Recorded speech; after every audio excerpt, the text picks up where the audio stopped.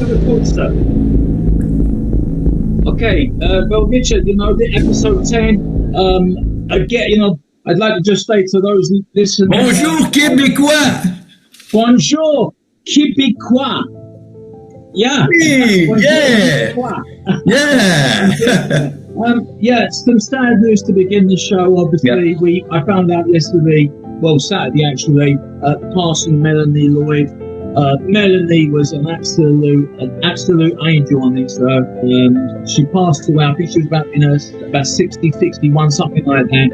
And she was one of those who was few and far between in British boxing because she was a writer and she was a woman.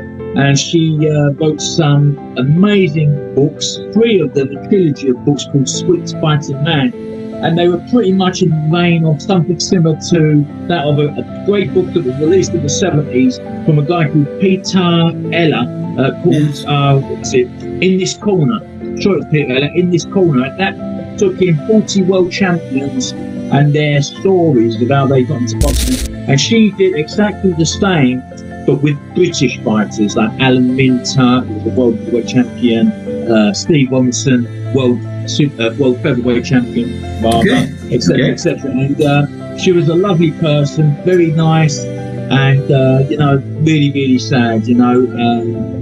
May she rest in peace, and sending love and condolences to her loved ones and her family at this horrible of times. Absolutely, Michael, and our community, want to present to the family and loved ones our sympathy. Absolutely, sincere condolences. Absolutely. Okay, Richard. Let's the show. It's a shame that these 2 episodes have started with bad news. Let's the big fight coming up this Saturday. Yes, I have something about it. This show today. Okay, it's about a very good fight. By the way, Virgil Ortiz and Erickson Lubin. Ortiz won this fight, in the second round, it was a short fight, And, we are supposed to talk about Ajit Kabayel and Namian Kneba. Yeah, this is in the new year. This is a WBC, World Boxing Council interim heavyweight championship. WBC interim, yes, absolutely, yeah, Michael. That's worth, because I don't think that's worth a lot myself. No disrespect to the World Boxing Council, but I'm not a fan of interim titles. To me, they are basically eliminators. That's what they would have been years ago, eliminators. We have talked about it. I used to talk about it, I think, yes. I mean, You've got Fabio Wardley is now the unified WBO and WBA interim champion. And now, obviously, but the WBA are far the worst of the lot. As we've probably mentioned before many a time, they've got the regular champion, an interim champion, the champion in recess, super champion. It's just ridiculous. 4 WBA world champions at one weight. But again, I agree with you, Michael. Yes, absolutely. This Jerry Gitt, or whatever his name is, he's supposed to be pretty good, isn't he? He's obviously up there, but I'd like to see this guy moving up a little bit and fight somebody, with a little bit of a good sort of like record, He's got a very, very good record, Ajit Kabayel, with, I think, I had that year, 26 wins without losses, undisputed champion, with 18 KOs. It's a lot, Michael, Yeah. And Damian Kneba, he's Polish, I think, yeah. And he's got a great profile also, 17 wins without losses, undisputed, and element KOs, Michael. It's not bad at all, And he's tall, very tall, I think it's 6'7", 6'7", Wow. They can both bang a bit, obviously, their record speaks for this itself, this Abdi, this guy, I can't pronounce the name. He looks like, the guy in Rocky, I don't know which number, but, Well, yes, Draco. Yeah, he's look a little bit like Draco, you know. So I wish you a good chance to Ajit Kabayev for this fight, Michael. I think it will yes. This, if he wins, retains his interim title, then he's got to then be looking forward to obviously bigger and better things, you know. But again, all these interim titles, they're just about one thing: sanction fees. That's all they are, and nothing less, nothing more, you know. And it's money is the ruination of many things. It ruins everything, really. You know, money, as I said before, money and misery, they mean the same thing, but they're spelled differently. You know,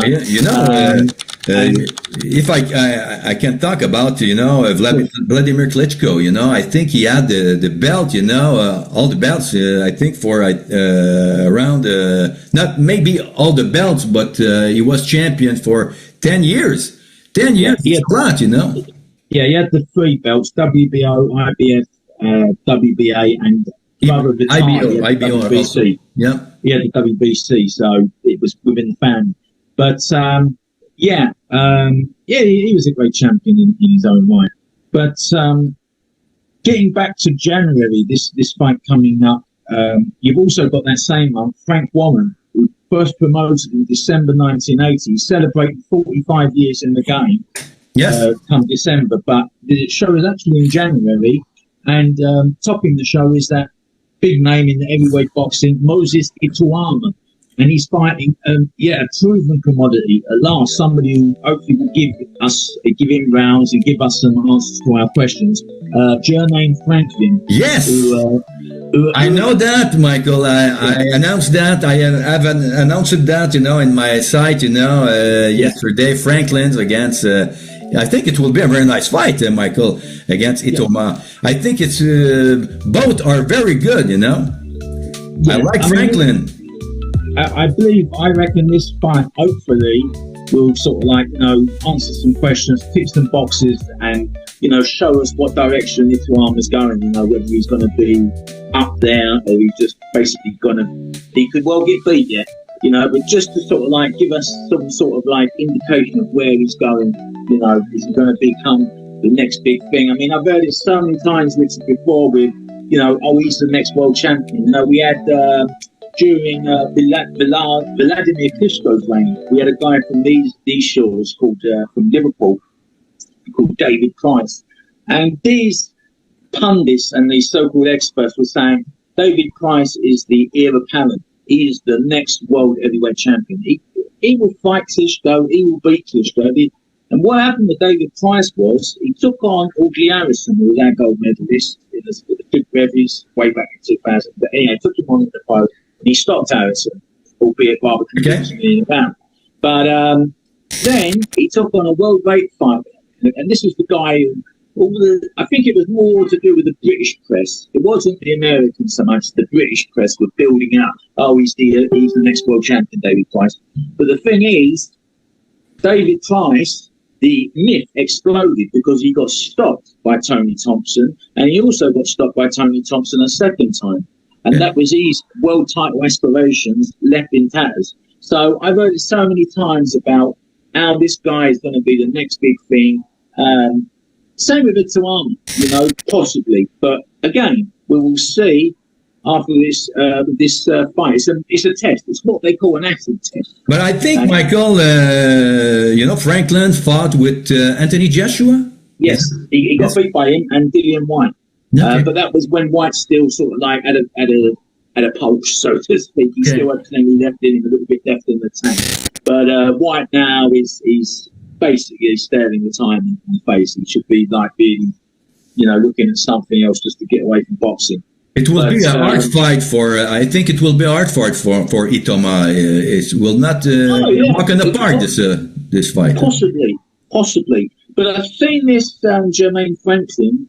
And he looks a kind of a blubbery kind of guy. You know, he doesn't look in the best of condition. So, you know, he's got a great chin. Yeah, he's had one or two good wins, you know, on paper. But he's more like, I would say, a fringe contender more than anything. You know, he's still like going to always be outside the top 10. But again, it's a good learning fight, possibly a learning fight for Ituama. again, if Ituama goes in there and does the business early, then that doesn't answer that question. But again, it's another great scalp on his resume. But yes, I think this one, I believe Ituama will win. But I'm hoping, and I'm just hoping that this guy Franklin can pose him enough problems to give us an indication of where he's actually getting to, because it'll be interesting. I'm sick and tired of these people who they're not. In the 1980s, you had guys like Reg Gutteridge, great commentator and great leader of the game. Avi Mullen, absolute legend, absolute great scribe, brilliant writer, absolutely amazing. And you listen to those guys, but I don't ever, for 1 second, remember those two ever start putting, saying, "Oh, he's a definite next world champion." Their knowledge, their wisdom dictated the way they spoke differently. So when people go on, "Oh, he's the heir apparent, he's the next world champion," that shows to me a lack of knowledge. They don't really know what they're talking about. They're just jumping the gun. Typical press guys, typical writers. "Oh, yeah, he's next," because they're looking for the gravy train. They're looking to make money. But that is hype. And this is what happens. Guys get hyped up and they don't fulfill what these so-called, and I will say so-called experts are saying.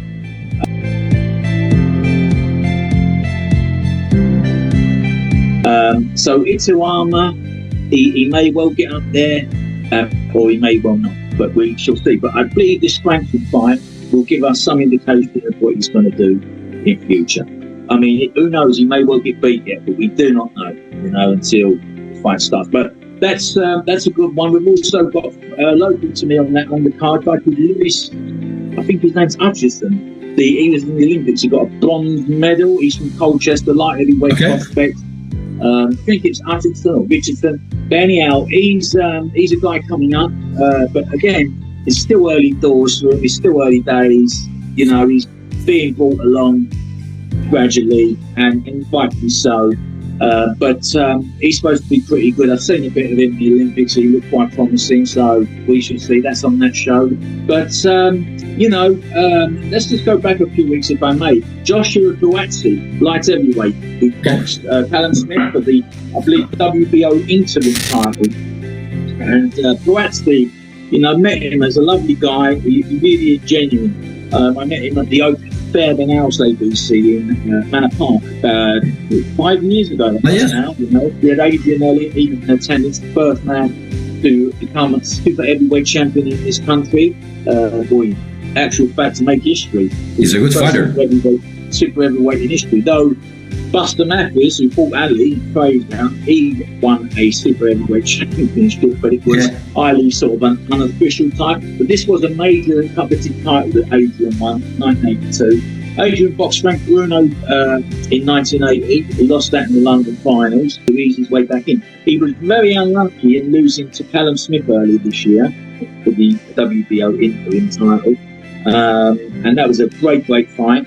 But now he's come back and he's sort of like, it seems that how can I put it? He's a bit inconsistent at times at world level. And there's been talk about him fighting Bivol, etc., etc. But I think he needs to ease back after this, though he won, ease back after this fight, which many consider a loss, and then going at world level. But very unpopular decision that was. A lot of people were like, "Oh my God!"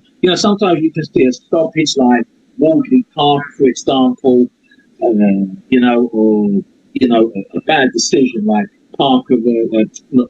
Sack Parker, no relation to Joe, versus Joshua Buatsi, and it does leave you just think, why do I bother watching this? Why? But boxing is an addiction, and Matthew actually was forced to go professional in January 1983. So he had to bypass the Olympic Games, and I think Sean O'Sullivan, he took his place, and he got a silver medal in the end. But great slugger was Sean O'Sullivan. But so there's that. And corruption, yes, there's always going to be corruption. Where there's money, there's muck, there's grass. No, I think about Floyd Mayweather Jr. You know, he lost the last fight in the Olympics. You know, and he lost the gold medal. You know, Sharon Stevenson lost the gold medal also. A lot of people. Roy Jones lost the gold medal also, you know, and he won this fight, Michael. I think it's sad. It's sad for sport and Olympic sport, you know. Absolutely. That with that kind of judging, etc., that is the business side of the sport and not the sports side of the sport, so to speak. Because, you know, Roy Jones Jr., when I watched that fight at the time, I was 18 and I was watching it. And he won the fight every minute of every round. He won the fight, the full 9 minutes. And I believe it was the woman who was announcing the judges' scorecards, and she was Korean, and she had a grin on her face.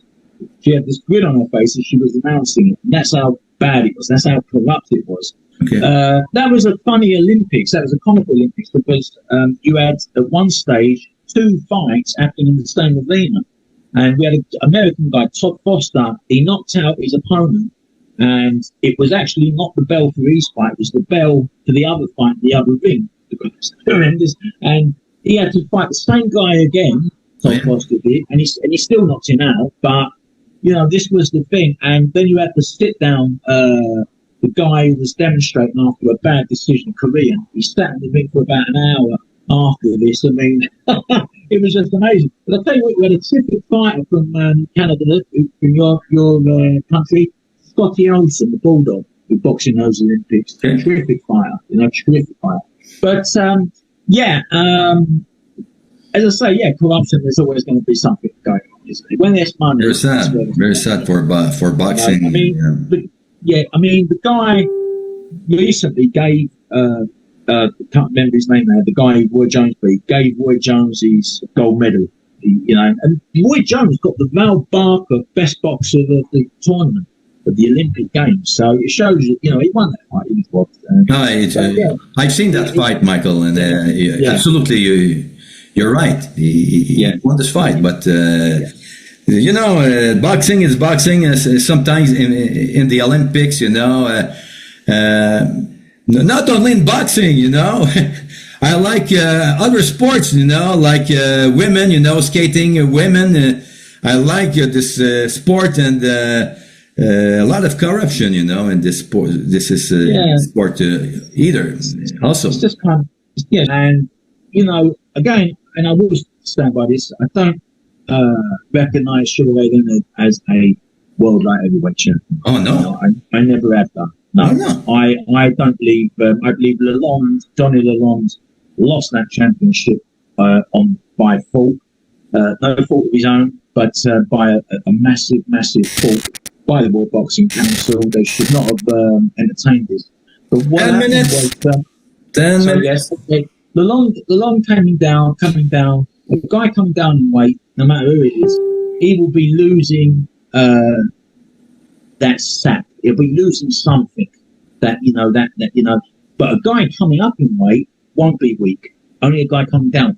But the thing is, which now brings us on to this weekend's action, the big fight, the much eagerly awaited, anticipated rematch, Conor Benn versus Chris Eubank Jr. That one is going to be something else. But again, Richard, we've got the same old thing with the old dehydration clause. What are your thoughts on this? I don't agree with myself. Well, you know, I think it's not even, you know, it's not fair. It's not fair, this clause, you know. I think Chris Eubank, you know, can lose this fight because of this, Michael, you know. Yeah. And I think he's a very good boxer, but Conor Benn, he's a very good fighter also, you know. He's dangerous, you know, but it's not the same situation for those two gentlemen, you know, because one, but a lot of other people, you know, also, but I think it's not fair. It's not fair, but, you know, we will see this fight. Maybe it will be a good fight. Maybe Chris Eubank Jr. will fight and he will win this fight. We don't know. But again, I don't agree with this kind of. I don't agree with it. It's like it's almost like if boxing's going backwards, not forwards. I mean, backward. Yes. The bare knuckle days. Back to the glove era, like Tom Sharkey, James. Absolutely. That was fought on a barge. That was fought 45 rounds. They were balding. Their hair was balding from the ring line. Those fights were savage. I mean, they're going about the Rocky Balboa fights in the Rocky film, those fights were pretty much like that. Probably worse, actually. Rocky probably was like a patty cake compared to them. And now I feel that boxing is going backwards with this because Earn has no right no promoter does, to make a guy lose a lot of weight. Not just once, but twice. I'm not a fan of this. I think it's ridiculous. Michael, when we've seen a fight, Crawford, against Canelo, Crawford took two weight classes to go at 168. I think it was good, it was fair for those two fighters, because Crawford had the time, to get up, to go to exactly. But Canelo was allowed to come in as a fully fledged super middle, and this fight is being made at middleweight. Yet again, we've got this rehydration crew. Now Ben, he can sort of keep himself ticking over nicely in training and not worry about what he eats. So he's going to come into this fight at the weigh-in, so to speak, of strength. He's going to be buzzed. He's fully, whereas Eubank Jr., yet again, he's going to be very tight of the weight. He's probably going to have a slightly emaciated look, and he's going to be shredded, absolutely shredded physically. But he's going to be weak. And the thing is, again, it's a proven scientific fact. I agree with that, Michael. Yeah. He can't, in the time allowed to him from the weigh-in to his fight night, to the time he left that ring, whatever the time it is, 9:30 in the evening, the following night, whatever, he will not have enough time. The body does not allow enough time for the fluids to reach the brain. So this is going hand in hand with endangering Chris Eubank Jr. Now, do you think, Michael, this fight will go to the end? Or yes, I think so. But I've got a funny idea. I won't go on predictions because I'm terrible most of the time. But I'm going for Eubank to stop him this time in the 9th round. Oh yes. I think Ben is going into this a little bit too confident. He performed great in the first fight, but I think Eubank's going to turn it around. And interesting. I tell you, I think that he's going to stop him, and he's going to stop him in good style. It's not going to be any controversy regarding the stoppage. I think he's going to stop him. Failing that, I'm going for Eubank either way, by stoppage in the 9th or points. But I see Eubank stringing a surprise. I really do. He's the naturally bigger guy, but Earn knows this is why Eddie Earn has got him to come down in weight, because he knows that he's got him coming down. He is maximising. He's guiding Conor Benn's chances of winning. Yeah. What I would ideally like to have seen, and I'm sure any decent boxing fan worth their salt would like to have seen was, and it's more so for the rematch, is that Conor Benn, he performed so well against Chris Eubank. So why, Eddie Earn, if he's watching, whatever, have you got to come and disadvantage Chris Eubank Jr. again? Your guy performed so good, Mr. Eddie Earn, so why don't you let Chris Eubank Jr. come in at 168? And now I'm talking as a boxing fan, and which I am in here. Yeah, you told me that. Yes. He's so confident. His confidence is double. Michael, I agree, but everybody who looks us, will be. But I think that Chris Eubank has sacrificed enough in the first fight. He also, for £1, I think it's a sacrifice. He got fined £350,000. £350,000 big ones for being £1 over the weight. So he's lost a lot. And I feel that I thought this would actually give him the mental edge. You know what Ern's doing. It's a sacrifice for money. Yeah, Ern has done this twice now, and he shouldn't have done it in the first place. So he should be now looking at Eubank. You know, as I said before, he fancies this guy so much. His confidence is booming. Conor Benn is. So Conor Benn should also have said, look, Eddie, let's just let him come in 168. Don't all this rehydration clause. Yeah, I agree. Yeah. Because if, God forbid, if anything happened, it would be boxing in the dock, you know, the line. And yes, I am right. It's the fight week, Michael. It's the fight week this weekend. Now, Ben can concentrate on eating what he likes. He's been ticking over in training last few days before his weigh. Yeah. Ticking over in training. But eating what he likes, eating as much as he likes. But Eubank Jr. is coming down and he's going to be weak. At that weighing, he is going to be weak. And then, okay, he's coming strong as anything. Eubank Jr. will for the actual fight. But the brain fluid, which Ben has, he has none of this brain fluid. It's not. It's dangerous. Every time he gets punched, Richard, he is in a lot of trouble. And it's a worrying. And I don't care if any of them are watching. I will speak as a man and as a fight. It's a worrying thing every time Eubank takes a punch, because Ben is a big puncher, but he is pushing Eubank Jr. at risk. He really is. I want to see Eubank and I want to see him win. I really do. You know, because, you know, he's not God. So if you're watching this, Eddie, you're not God. Nobody's God. You answer to one man. That's the man above. But I believe more in a man I can't see than the man that I can. And I'm not talking about you, Richard. I'm talking about these people in boxing. It's boxing. If I gave boxing a colour, it would be grey, like a winter's day. That is what I see in boxing. It's a very, what can I say, fickle. You know, the fight public are fickle. The promoters are fickle. The saints in a sport that is, it's a sport that where the lions are ruled by the land. You know, it's brought many a tear